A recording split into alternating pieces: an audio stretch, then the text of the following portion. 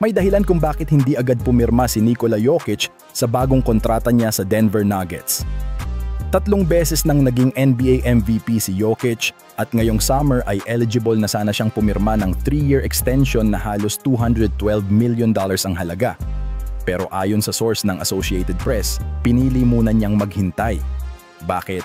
Kasi kung maghihintay siya hanggang next year, pwede siyang pumirma ng mas mahabang kontrata, 4 years, at mas malaki pa ang kikitain niya.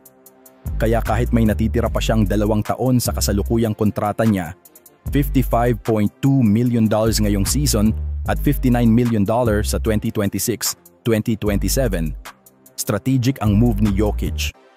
May player option pa siya na halos $63 million sa 2027-2028. Sabi nga ni Josh Kroenke ng Nuggets, naiintindihan nila ang desisyon ni Jokic.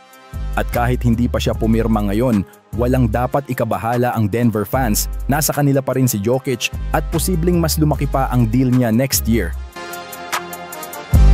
Samantala, Oklahoma City Thunder star at 2025 NBA champion na si Chet Holmgren ay pumirma na ng isang fully guaranteed na 5-year max rookie extension na aabot ng $250 million ayon sa kanyang agent na si Bill Duffy. Matapos niyang ma-miss ang 3 buwan dahil sa hip injury, bumalik siya ngayong February at tumulong na pangunahan ang batang Thunder team papunta sa championship. Ngayon, parehong nakalock-in na si Holmgren at ang Finals MVP na si Shai Gilgeous-Alexander. Nakakapirma lang ng $285 million deal. Susunod na rin daw si Jalen Williams para sa extension. Si Holmgren, isang 7'1" defensive beast, ay nag-average ng 15 points, 8 rebounds at 2.2 blocks. Siya rin ang may pinakamagandang plus-minus sa buong playoffs at nag-block ng 5 shots sa Game 7 ng Finals. Sa solid na young core, elite defense at winning mentality, mukhang ready na ang Thunder para sa dynasty. At si Chet Holmgren ang sentro ng lahat ng yan.